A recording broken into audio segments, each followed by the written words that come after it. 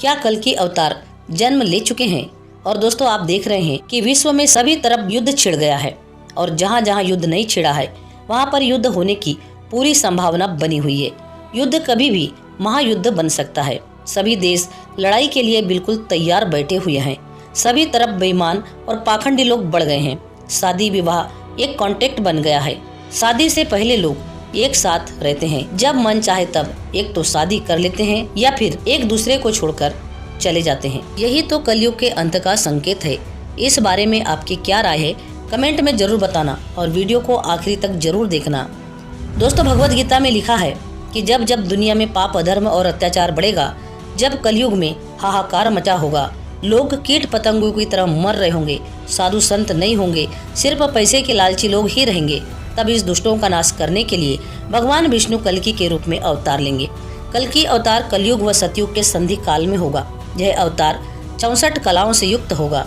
पुराणों के अनुसार हिमालय में उत्तर प्रदेश के एक गांव संभाला नामक एक स्थान पर विष्णु यशा नामक तपस्वी ब्राह्मण के घर कल्कि भगवान पुत्र रूप में जन्म लेंगे।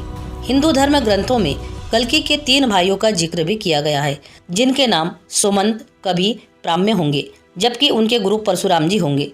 वहीं कुछ ग्रंथ कल्कि अवतार के विवाह और बच्चों का जिक्र भी किया गया है। कल्कि अवतार के अनुसार कल्कि के 2 विवाह होंगे, एक लक्ष्मी रूपी पद्मा और दूसरी वैष्णवी रूपी होंगी। दोनों ही पत्नियों से भगवान कल्कि के 3 पुत्रों की प्राप्ति होंगी, जिनके नाम जय, विजय और मेघवाल होंगे।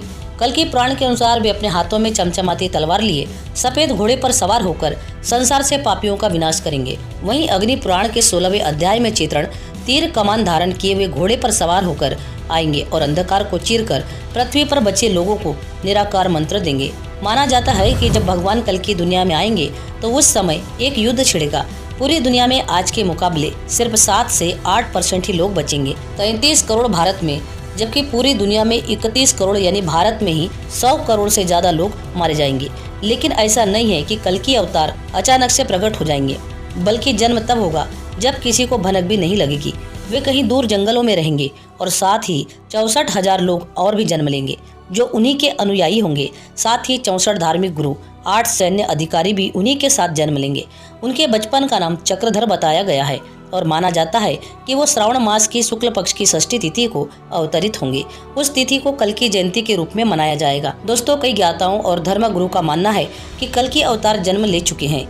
जी हाँ दोस्तों, कल्कि अवतार का जन्म हो चुका है, परंतु ये कैसे हो सकता है, क्योंकि कल्कि अवतार तो कलयुग के अंत और सतयुग के प्रारंभ में जन्म लेने वाले थे, तो फिर उनका जन्म कैसे? सनातनी टेल्स चैनल की इस वीडियो में हम आपको इसकी पूरी जानकारी दे रहे हैं। वीडियो में आगे बढ़ने से पहले वीडियो को लाइक जरूर कर लीजिए और वीडियो को ध्यान से अंत तक जरूर देखिएगा।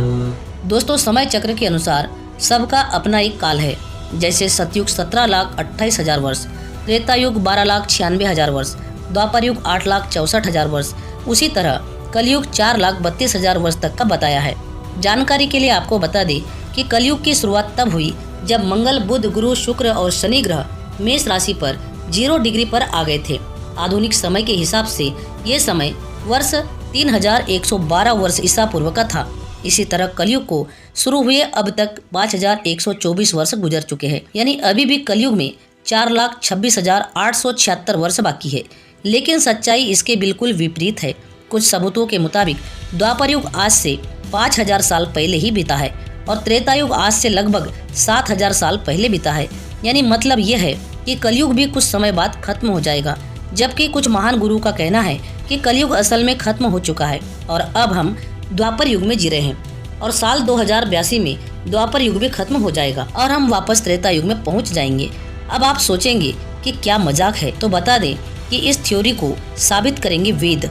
वेदों के अनुसार युग सिर्फ और सिर्फ 12,000 साल के हैं, जिसमें कलयुग सिर्फ 1200 साल का है और इस हिसाब से कलयुग बीत चुका है। सेम थ्योरी को सपोर्ट करती है स्वामी श्री युक्तेश्वर जी की किताब द होली साइंस, जिसमें युक्तेश्वर जी महाराज ने लिखा है कि युगों की जो टोटल अवधि है वो 12,000 साल की है, लेकिन युगों का जो चक्र है वो 24,000 साल का होता है। वैज्ञानिकों के अनुसार समझा जाए तो उदाहरण में पृथ्वी को उठा लीजिए। पृथ्वी की धुरी 24,000 साल बाद एक कंप्लीट सर्कल बनाती है, जिस वजह से 24,000 साल बाद एक विशेष मौसम अपने आप को रिपीट करता है।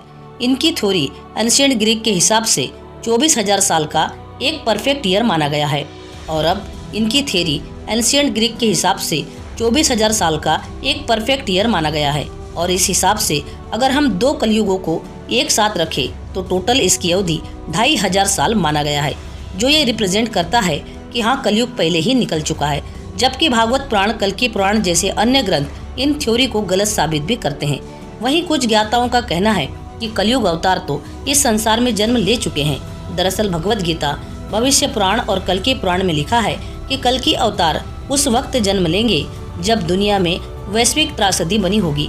जी हाँ दोस्तों, और ऐसी ही सेम त्रासदी हमने देखी थी साल 2020 में, जिसने दुनिया को लाचार बना दिया था। इन्हीं ग्रंथों में जिक्र किया गया है कि जब दुनिया में हर तरफ खुशहाली ही खुशहाली होगी तब ऐसा लगेगा सभी चिंताएं खत्म हो गई, कोई परेशानी नहीं, तभी कल्कि अवतार जन्म लेंगे। दोस्तों, कुछ ऐसा ही साल 2020 की त्रासदी के अंत के बाद में देखने को मिला है। एक ऐसी खुशी मानो प्रकृति खुद को कल्कि अवतार का स्वागत करते हुए झूम रही हो, जैसे प्राचीन समय में होता था। आसमान से फूलों की वर्षा, खुशहाल वादियाँ। चमत्कार तो ये रहा, पृथ्वी की जो ओजोन लेयर है, जो इतनी बुरी तरीके से बर्बाद हो चुकी थी, वो पहले ही अपने आप हिल होने लगी। पोल्यूशन कम हुआ, पानी बिना किसी वजह, बिना पाबंदी के आसमान में उड़ने लगे और पापी मनुष्य घरों में कैद हो गया। यानी कुछ लोगों के अनुसार यह अवतार 2020 में ही जन्म ले चुके हैं। और क्योंकि भविष्यवाणियां यह दावा करती है कि 2025 के बाद दुनिया में राम राज्य स्थापित होगा और दूसरा वर्ल्ड वार होगा और बाद में सब कुछ ठीक हो जाएगा। दोस्तों, हो सकता है कि ये वही टाइम हो और कलयुग का अंत नजदीक आ गया हो। आप इसके बारे में क्या राय रखते हैं, कमेंट में जरूर बताना। वीडियो पसंद आई हो तो वीडियो को लाइक जरूर करना और चैनल पर आप नए हो तो चैनल को सब्सक्राइब अवश्य कर लेना। पूरा वीडियो देखने के लिए आपका बहुत बहुत धन्यवाद।